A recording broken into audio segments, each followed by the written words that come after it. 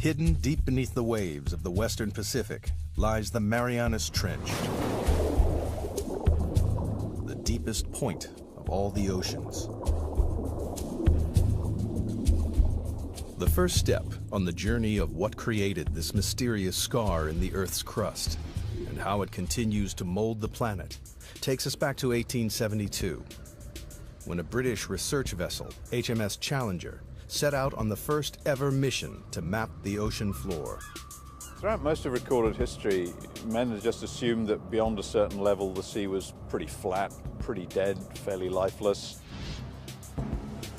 They weren't expecting to find anything very interesting. For 4 years, the Challenger crisscrossed the oceans, covering 70,000 miles, a third of the distance to the moon.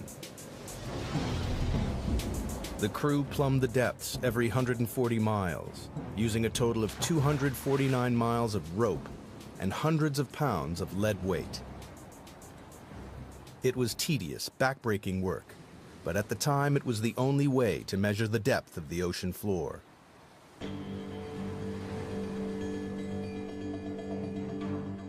When they got to the Western Pacific, 200 miles off the island of Guam, the crew routinely lowered the rope for a measurement.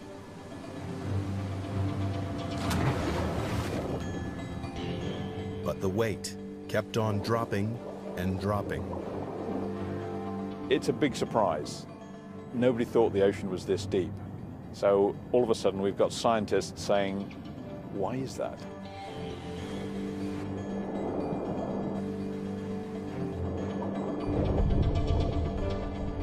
Eventually, the weight struck the bottom at 4,475 fathoms, nearly 5 miles beneath the ocean's surface.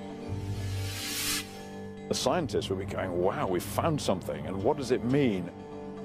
Is it a little hole? Is it a big hole? What kind of feature is it down there? There's a whole lot of questions you get when you find this one spectacular reading. The Challenger expedition marked the birth of modern oceanography and provided the first crude map of the ocean floor. It showed how the ocean floor gently slopes away from the land and then plummets thousands of feet into vast flat plains. But the Western Pacific is different. It drops off again into the 5-mile deep hole, a hole that blew right out of the water the long-held belief that the sea floor was flat and featureless. And it spawned a mystery, because nobody could understand how this strange underwater feature came about. It would be 75 years before any answers emerged. It took a revolutionary new technology, sonar, to push the investigation forward to the next crucial stage.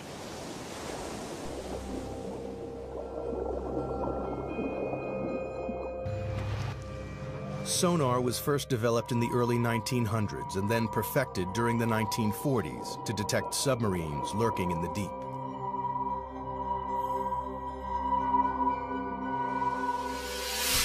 The system works by pumping sound waves through the water. The waves bounce off solid objects and are reflected back to a detector. By measuring the time it takes for the sound waves to bounce back, scientists realized they could build a remarkably accurate picture of the world beneath the waves. The world's major navies spend a lot of time and effort developing submarine hunting technology.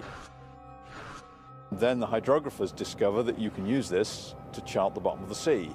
And it's an awful lot cheaper and easier than using large numbers of sailors pulling on ropes. In 1951, a British Navy research ship returned to the deep hole found by the Challenger expedition. But this time, they were armed with sophisticated new sonar equipment. And the results were amazing. Detailed sonar maps revealed that the deep hole in the Pacific Ocean floor isn't a hole at all, but part of a massive trench, 30 times deeper than the Empire State Building is high. It runs twice the length of California, 1,500 miles from the southeast of Guam to the northwest of the Mariana Islands. People were probably astounded by what they were seeing because clearly the ocean floor had enormous changes in relief, was very mountainous in some places, had great deeps in other places. To a geologist, this would be extremely exciting. Even within the trench itself, there are remarkable variations. At its southern end lies the greatest surprise of all. The seafloor drops down another 2 miles to its lowest point, a staggering 7 miles beneath the waves. Scientists had discovered the deepest part of the oceans. Even today, it is the lowest known point on the planet. They named this part of the trench the Challenger Deep, in honor of the ship that discovered it. To get a sense of just how deep trenches are, if we take the height of Mount Everest, we would still have about a mile of water above us before we get to the ocean's surface. But how the Marianas Trench was formed remained a mystery. Investigators decided the best way to find the answer was to dive to the bottom of the trench, to see for themselves the lowest point on the planet, the Challenger Deep. But they faced a major problem. At the bottom of the trench, they would have to contend with pressure 1,000 times stronger than at the surface. That's the equivalent of being squeezed on all sides by the weight of 50 jumbo jets. To demonstrate the effects of such pressure, scientists use a dummy head. Today what we're going to do is actually put one of these styrofoam wig heads in the pressure chamber and expose it to the pressure we would see in the Marianas Trench. That's about 16,000 psi. A human skull would be crushed to a pulp, but the rubbery head will only have all the air squeezed out. Wow, that's smaller. And here's what the original size was, just for comparison. Quite dramatic. Pretty stark difference between something that hasn't been 7 miles deep in the ocean and something that has. Glad I'm not going there. At the Mariana Trench, human life is impossible. We're not equipped to resist those kinds of pressures. And so it's necessary to protect humans from that type of an environment. The challenge to engineers was how to accomplish this. In 1953, Swiss scientist Auguste Piccard designed the Trieste, a pioneering vehicle that could withstand the crushing pressures.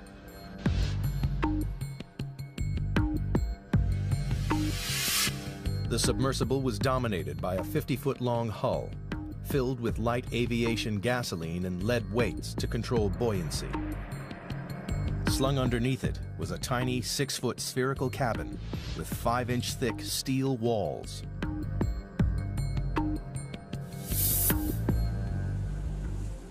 Finally, after 7 years of modifications and manned test dives no deeper than 3.5 miles, the Trieste was ready to attempt the 7 miles to the bottom of the trench. The commander of this perilous undertaking was U.S. Navy Lieutenant and deep-sea explorer Don Walsh. I know the astronauts that go through this all the time. Why do you have to be there? Why can't we just put up a robot to do things? You've got to be there because that's what we do. Only a few officers and scientists knew about the risky mission, which was launched in January 1960 from the western Pacific island of Guam. Guam, in those days, was kind of a backwater. It was just right for us because we were trying to do this project sort of out of sight because we weren't too sure it was going to work. The Navy just didn't want to be embarrassed by a failed science spectacular. Accompanying Walsh was the son of the Trieste designer, engineer and oceanographer Jacques Piccard. The two men would spend the next 9 hours squeezed inside the cramped sphere. And we had 20 cubic feet of space inside. That's about the same as a household refrigerator. And the temperature was almost that cold inside. It was a drama. The story of how the Marianas Trench came to be is beginning to take shape. In 1874, British surveyors were the first to discover a 5-mile deep hole in the ocean. 75 years later, sonar mapping revealed the hole to be a vast 1,500-mile-long trench, with the deepest part 7 miles beneath the surface waves of the Pacific. To gather further evidence, 2 courageous men were about to undertake the most dangerous dive in history. They would venture into the abyss and go to the bottom of the Marianas Trench. The Marianas Trench is one of the most remote, inhospitable places on Earth. In January 1960, 2 deep-sea explorers, Don Walsh and Jacques Piccard, plunged into its depths on board the submersible, the Trieste.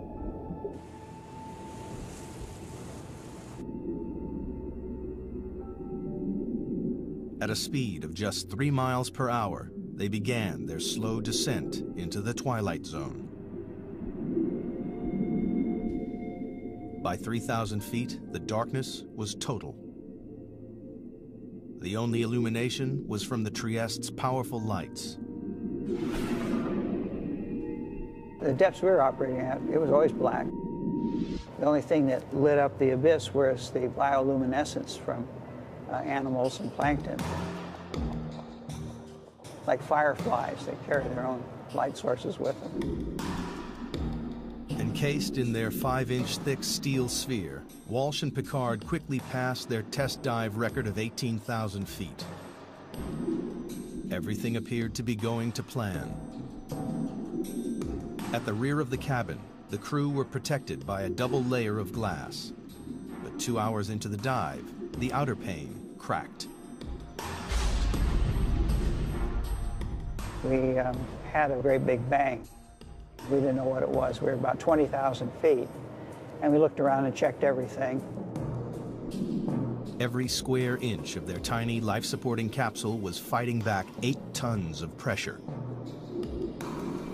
With the outer pane broken, the only thing between the men and instant death was a single pane of glass. If the inner window had cracked, we would have been instantly dead, maybe even before we knew it.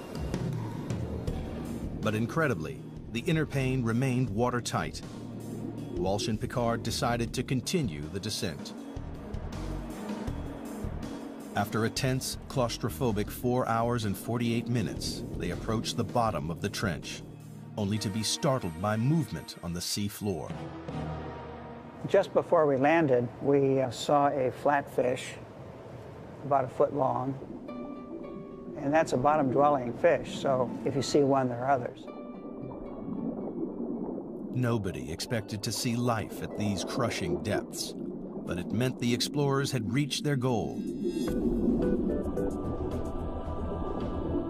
The very bottom of the Marianas Trench. The depth gauge, with a reading of 35,800 feet, nearly 7 miles below the surface, confirmed the sonar findings.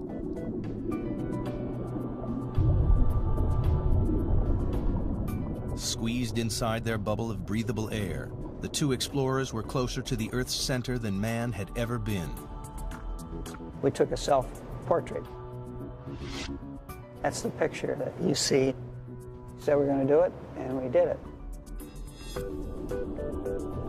But there was work to be done. Walsh and Piccard wanted to make detailed observations of the enormous trench.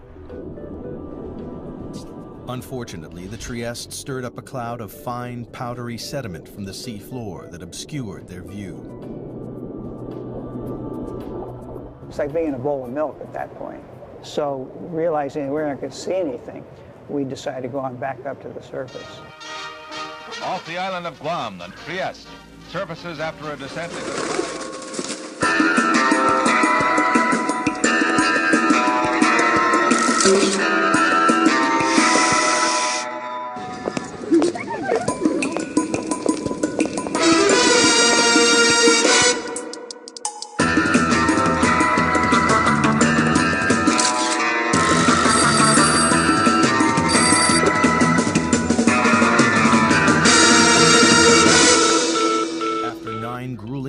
underwater, Walsh and Piccard returned to the surface on January 23, 1960, and officially entered the record books for the deepest dive of all time. To this day, their extraordinary feat has never been repeated. The mission was a success, but the mystery remained. Geologists still didn't understand what could have formed the immense trench. And if they couldn't find the answer inside the trench, they would have to look elsewhere. Perhaps there was something somewhere on the ocean floor that might explain the trench's origins. Throughout the 50s and 60s, a team of geologists led by Princeton's Harry Hess compiled sonar data from all of the world's oceans.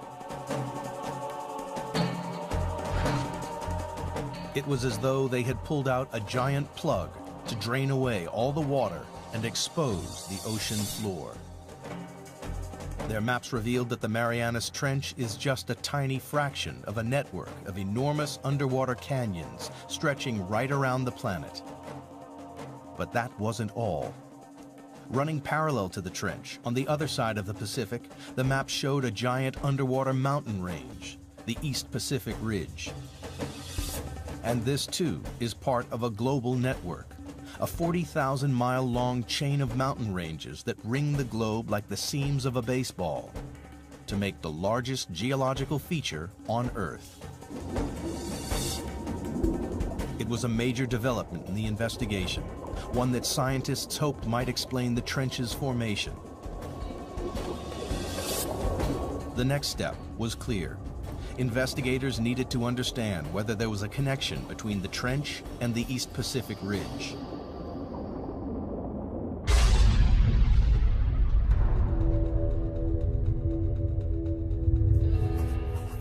The breakthrough came from the unlikeliest of sources.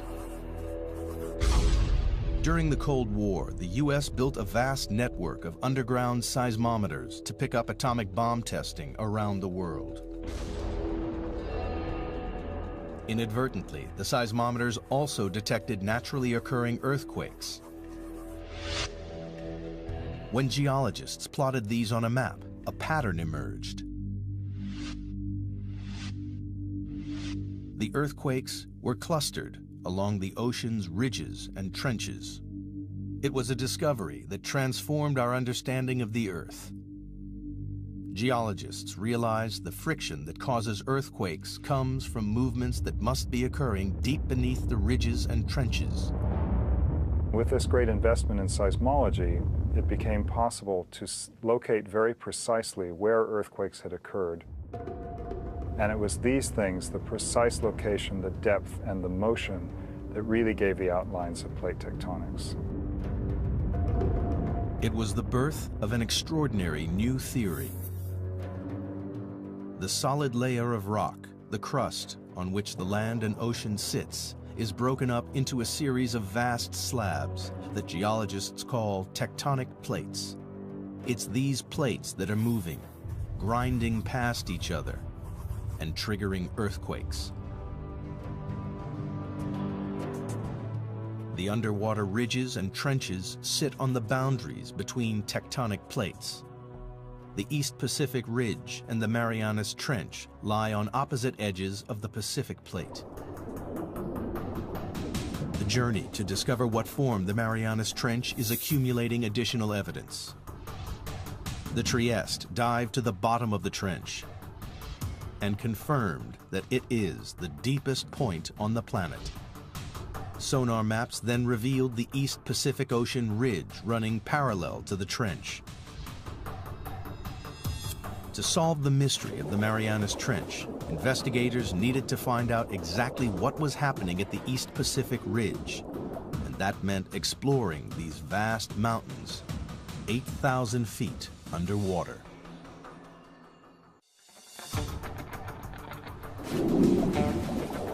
The pieces of the Marianas Trench puzzle are falling into place with the knowledge that it lies on the western edge of the Pacific tectonic plate. On the opposite side of the plate lies the East Pacific Ocean Ridge, part of an enormous chain of underwater mountain ranges that ring the globe to create the largest geological feature on Earth. Scientists had a hunch that this colossal ridge might help explain how the trench was formed. And they found a major clue halfway round the globe, where the ridge passed beneath the middle of the Atlantic Ocean. During the Cold War, the U.S. Navy developed a new technique to spot Soviet submarines. They scanned the seas with a tool called MAD, a magnetic anomaly detector, which could pinpoint steel hulls lurking in the deep.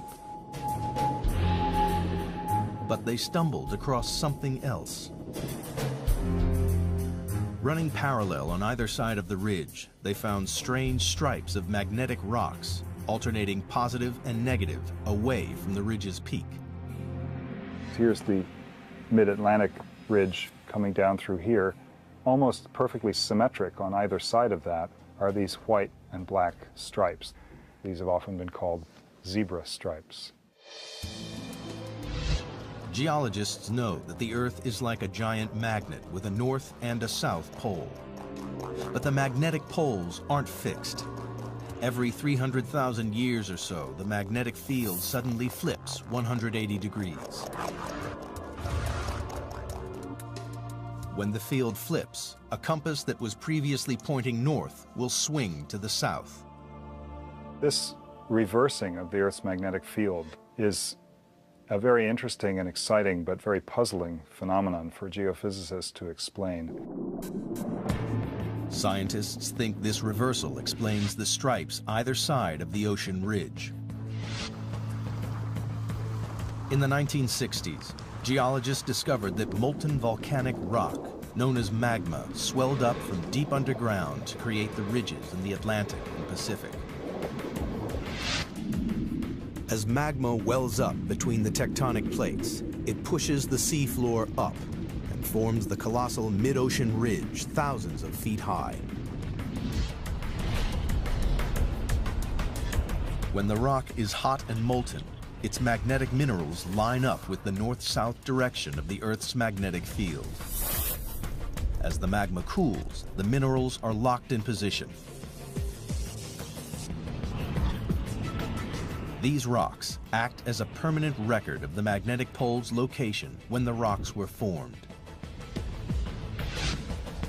As more and more magma is forced up, the old crust is pushed away from the ridge and records the reversals in the Earth's magnetic polarity.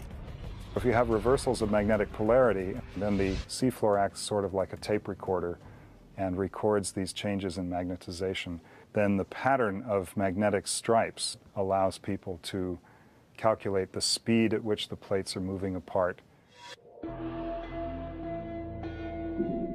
The zebra stripes are proof that over time, the seafloor in both the Atlantic and the Pacific is spreading away from the ridges at a rate of more than 2 inches a year. But geologists needed proof that magma created the ridge. If red-hot molten rock is forming the enormous mountain range in the Pacific, the surrounding water should be warm. In 1977, a team of scientists set out to discover whether this warm water really existed. Dudley Foster was the pilot for these historic dives. It's been an exciting occupation because you're on the cutting edge of science. New discoveries all the time. Every cruise, there's a new group of scientists with new scientific objectives, and it's the exploration and the discovery. And that's really what puts the thrill in the job.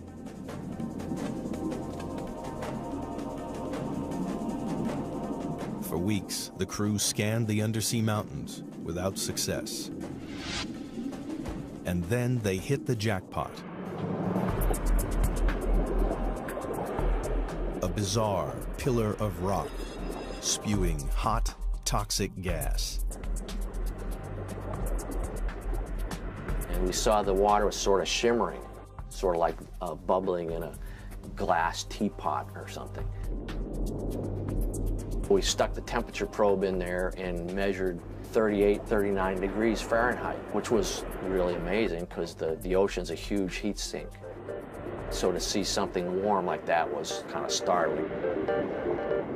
In these pillars of rock, the expedition had found the heat from the magma surging up from deep inside the Earth. It wasn't warming the water evenly along the ridge. It was channeled up through strange hydrothermal vents. When you make these discoveries, you don't know how significant they are. The true significance of them maybe takes several years to appreciate. And this was one of those times. For the investigation into the Marianas Trench, these vents are a decisive piece of evidence. They confirm that magma is continually creating new crust at the Pacific Ocean ridge. And magnetic zebra stripes prove that old crust is pushed away from the ridge towards the other side of the Pacific Plate, towards the Marianas Trench. But this presents scientists with a puzzle. If new crust is being created at the ocean ridge and the Earth isn't expanding, then the old crust must be disappearing somewhere else. The reason that there's not getting bigger with seafloor spreading is because the same amount of seafloor is being destroyed in the Pacific. Something in the Pacific Ocean is devouring the seafloor, and all the evidence points to the Marianas Trench. In the hunt to discover what formed the Marianas Trench, scientists now know crust created at the ocean ridge is being devoured somewhere and by something in the Pacific Ocean. They suspect the Marianas Trench is involved. But the proof would come not from the trench, but from these. The Mariana Islands, a chain of volcanoes that break through the ocean surface 200 miles west of the trench. Scientists noticed the island chain mirrors the trench's exact shape. This led them to think the trench was responsible for the island's creation. If you see pictures of the Marianas Trench, it's curved, and the line of volcanoes that it generates is curved exactly parallel to it. Geologists believe that the trench formed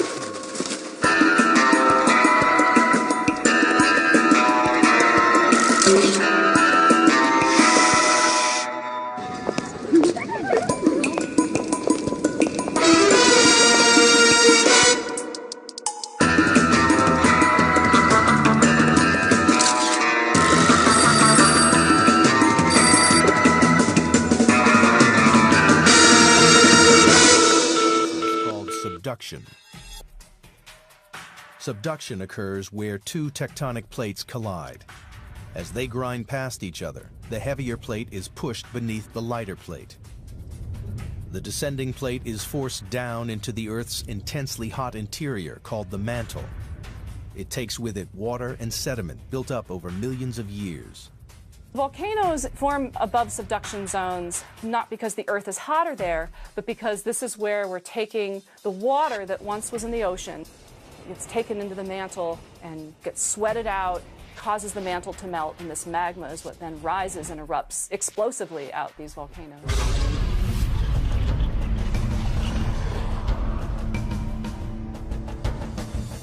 The water in the sediment forces magma to swirl up and push through the plate above.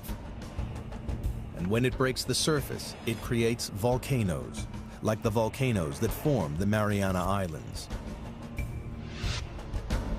It was subduction that formed the islands west of the trench and gave investigators the breakthrough they'd been looking for. Because here, at last, was a process powerful enough to create the Marianas Trench. As the descending plate dives down, it digs into the mantle. Here, the colliding plates form a trench, a giant crease in the ocean floor.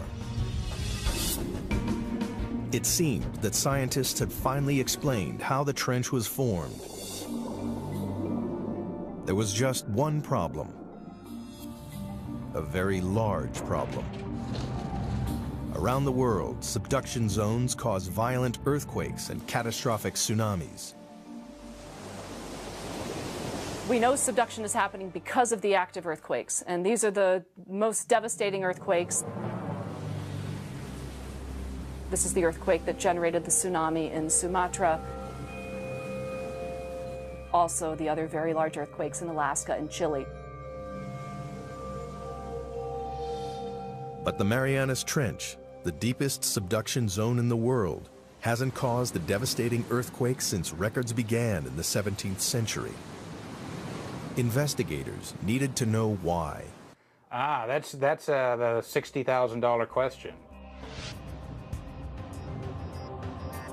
They hoped the trench's shallower western edge might provide the answer.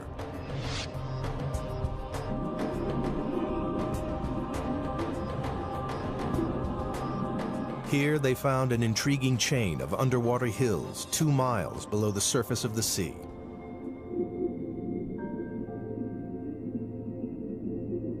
Engineers drilled down into the hills and collected core samples.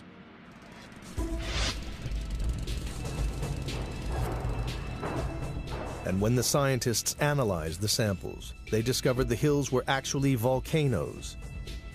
And they spewed out not lava, but mud. The fine powdery mud is made up of a soft type of rock that has been ground up in the subduction zone. It seemed this soft rock might explain why there have been no major earthquakes at the Marianas Trench. Everybody has a sense of what a volcano is, but not all volcanoes erupt igneous rocks. There's some volcanoes that erupt mud, and a certain kind of, an unusual kind of mud in the Marianas is made out of serpentine. And serpentine is a very weak rock, and it can be scratched with a knife or something like that. Investigators realized the grinding plates crush the soft rock to form a lubricating mud that prevents large earthquakes. Then the mud bubbles up to the ocean floor, where it forms the strange mud volcanoes found along the trench's western edge. Other parts of the world, like the Andes or maybe Indonesia, you've got 2 plates that are grinding together, and one of the plates is quite strong. And it takes a big earthquake to rupture that plate interface. But if these rocks are weak, like they are in the Marianas, where you've got these serpentinites, those are very weak, and it doesn't take much energy at all to get the 2 plates to glide one past the other. At last, geologists had discovered what created the Marianas Trench.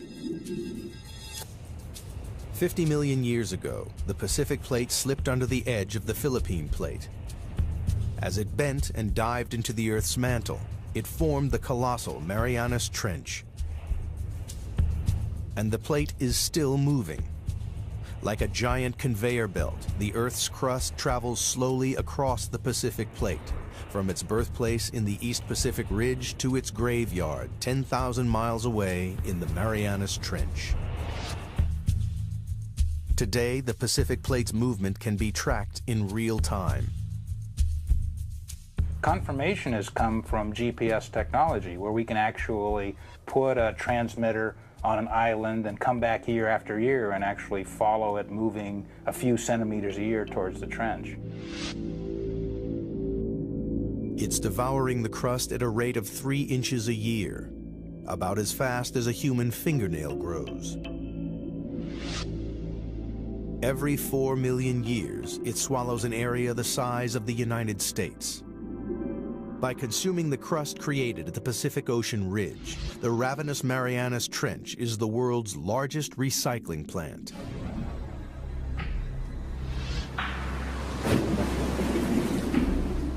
But there was one remaining and major piece of the puzzle to find. Scientists still didn't know why it is the deepest trench on Earth. They suspected the age of the seafloor at the bottom of the trench may provide the answer. It turns out there's a really strong relationship between the age of the seafloor and its depth in the water. In 1999, a team of deep sea drillers returned to the trench to collect core samples. One great thing about drilling this ocean crust is we actually got pieces of it. So we're holding in our hands here the material that's actually getting subducted at the Marianas Trench, and it turned out to be 170 million years old. So we can say with confidence that's the oldest ocean floor before it's getting swallowed up in the mantle at the trench. But why is this piece of rock the oldest on the ocean floor?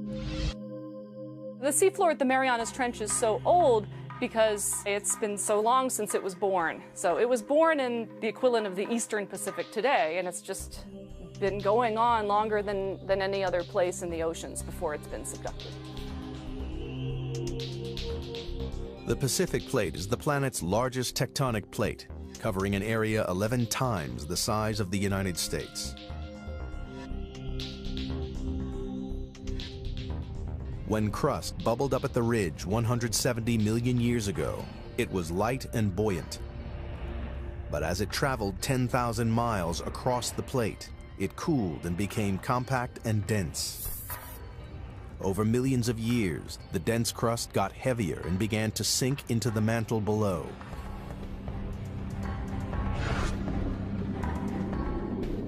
Scientists realized that because the crust at the Marianas Trench is the oldest ocean crust, it's also the heaviest and so has sunk deeper into the mantle than any other area of ocean crust.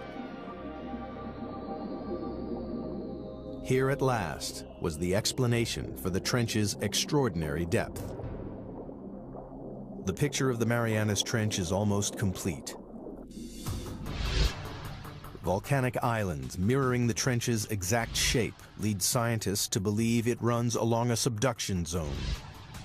And slippery mud volcanoes explain why it doesn't create large earthquakes. But one question remains unanswered. Towards the trench's southern end, the vast chasm drops a further 2 miles to its lowest point, the Challenger Deep, 7 miles beneath the waves. The question is, what makes it plunge so deep?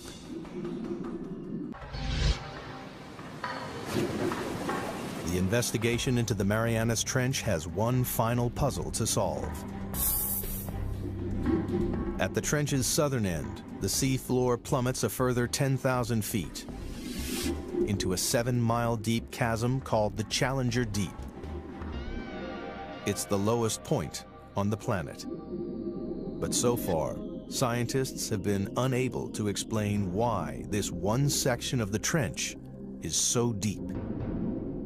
Now, they believe the shape of the descending tectonic plate may hold the answer. The Challenger Deep, in addition, is a little bit deeper because of some peculiarities relating to how the slab that's going down is behaving. A narrow slab of crust has torn away from the Pacific Plate's descending edge. Well, it's basically got to do with how the slab pushes the mantle out of the way. Where you have a narrow slab, like you have at the Challenger Deep, it can sink almost vertically because the mantle that it's trying to displace can move around out of the way. Investigators have finally unraveled the mysteries of the Marianas Trench. And in the process, they've made a discovery with implications that stretch far beyond the trench itself.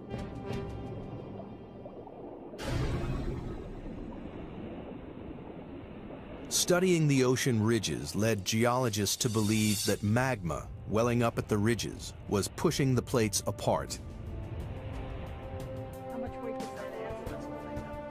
But the exploration of the Marianas Trench has changed this idea forever. People used to think that maybe the magma would kind of push the plates apart. And that idea is largely discounted now. As the ocean crust travels from the Pacific Ocean ridge to the trench, it changes from a buoyant, red-hot magma into a colder, denser, and heavier crust. The plate's leading edge becomes so heavy that it drags the rest of the plate along behind it. the heavy cold plates at the trenches are sinking down into the mantle and pulling the plates apart at the ridges, and the magma just passively fills in the gaps. The investigation into the Marianas Trench has revolutionized our understanding of how the Earth's plates move. We now know a worldwide network of subduction zones drag tectonic plates around the globe, powering the movement of continents over millions of years, and moving the very Earth we stand on. The plates that are moving fastest on the Earth are the ones that have all the trenches. The Pacific Plate is the fastest moving of the 9 major plates on the planet because it is surrounded by dozens of destructive trenches like the Marianas.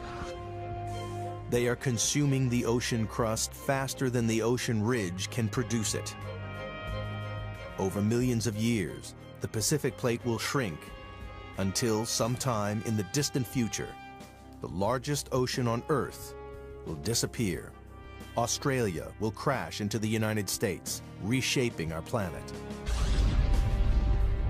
Perhaps one day, downtown Seattle will compete for real estate with a suburb of Sydney, Australia. And all because of subduction zones like the Marianas Trench.